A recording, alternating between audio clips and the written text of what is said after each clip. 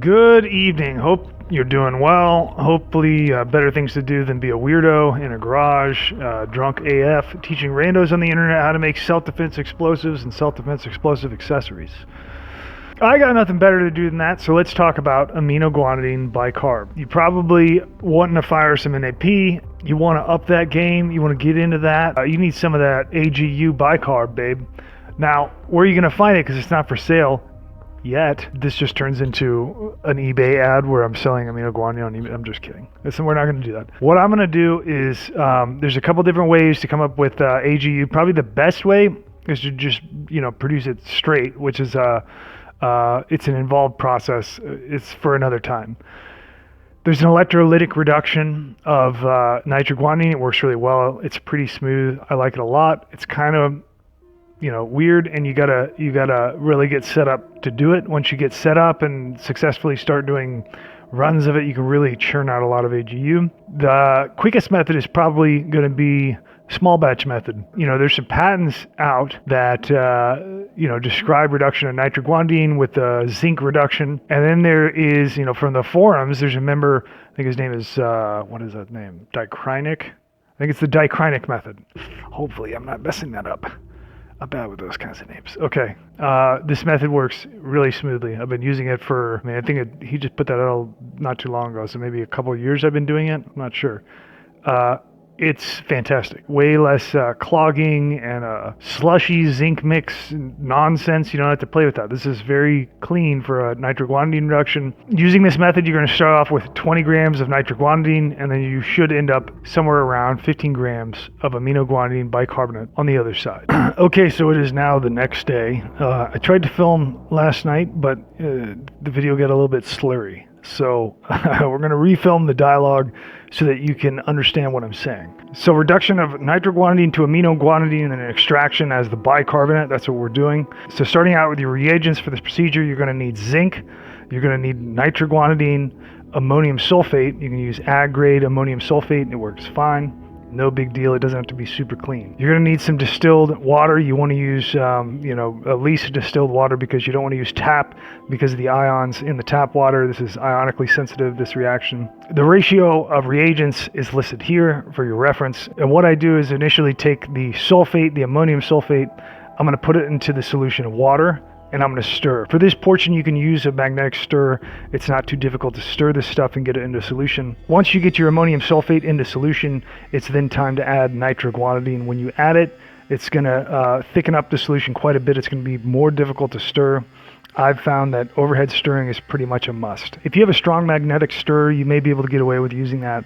I just go straight to overhead. It just makes more sense. Now that nitroguanidine is added into the reaction vessel, we can begin cooling. We're going to use an external cooling bath with just ice. If you want to get really cold conditions, this is a pretty exothermic reaction. You probably want to use salt and ice. I've done it both ways with, it works fine with just ice alone, or you can use salt and ice if you want to make it a little easier on yourself. So we're stirring the undissolved nitroguanidine, ammonium sulfate and water solution and chilling it externally. Once it reaches 10 C, it's now time to begin adding zinc. Zinc is added really slowly, especially when you first start adding it. It's extremely exothermic and it builds up, so you can really get out of control in temperature if you go too quickly.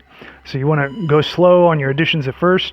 The target range of working temperature is somewhere between 5 to 15 C. When you start to get above 15 C, you're going to have some loss in product.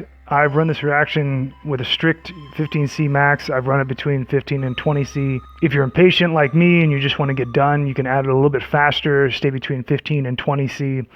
You'll still get a yield out of this. Remember that for aminoguanidine, approximately 1 gram is going to yield you, depending on the variant that you make, about a gram of NAP. So a 15 gram yield goes quite a long ways. Also, this reaction can be scaled up a little bit if you want to do double or whatever. There isn't really a danger of scaling up, so have at it. So you've now been, at this point, adding zinc slowly, keeping temperatures at or below 15 C, and the total addition is going to take somewhere around an hour. That's the planned addition time. After the zinc is all in solution, you want to continue stirring and reacting for a half hour. Make sure that everything gets reduced well. The pH at the end of this period should be somewhere around 8 to 9. So after a half hour of all the reagents in and reacting, it is now time to filter out the zinc waste. A vacuum filter works really well. I use a hand vacuum. It works great for this. Simply pour out your reaction mixture into the filter, apply vacuum, and then you're going to get a slightly yellow tinted filtrate off of this. This liquid filtrate portion is what's going to contain your aminoguanidine, and we now have to extract it to its bicarbonate form so that we can have usable aminoguanidine bicarbonate for NAP. To do this, we're going to use ammonium hydroxide. So the original procedure is quoted at 25% ammonium hydroxide. The ratio is 126 millimole, but it's a 0.66 mole equivalent to the other molecules here. But I'm using 10% ammonia solution instead of the 25%. So my weight is going to be 21.4 grams of ammonium hydroxide per 20 grams of nitroguanidine being reduced here.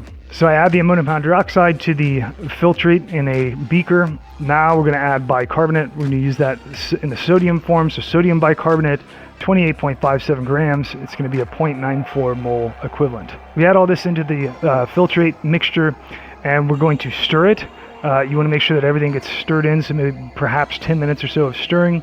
And that's it. At this point, you are done. You've got everything in that's going to produce this aminoguanidine bicarbonate. You now remove it from stirring, and you're going to allow the reaction mixture to just sit still for 12 hours. So after 12 hours of standing, you are brought to where we are right now, 12 hours later. And you are going to be greeted by a nice collection of aminoguanidine bicarbonate precipitated out and typically clung to the bottom of your beaker. Now we have to go into drying it so that we're ready to weigh and use the material. So now we're going to decant off the liquid portion, keep our AGU, and scrape it out, put it on a filter, and then dry it. You want to use low heat to dry aminoguanidine. It is somewhat sensitive to temperature. You don't want to be blasting heat on it, anything like that. If you're really concerned about possible decomposition or driving off ammonia or something, then you can use silica gel. That's what I would recommend, and just doing a long drying period with silica gel to assist as a desiccant. And that's it. Now you have your yield of aminoguanidine bicarbonate ready to use in your NAP synthesis. The small batch method, it works great. I hope you enjoy it, and thanks for watching.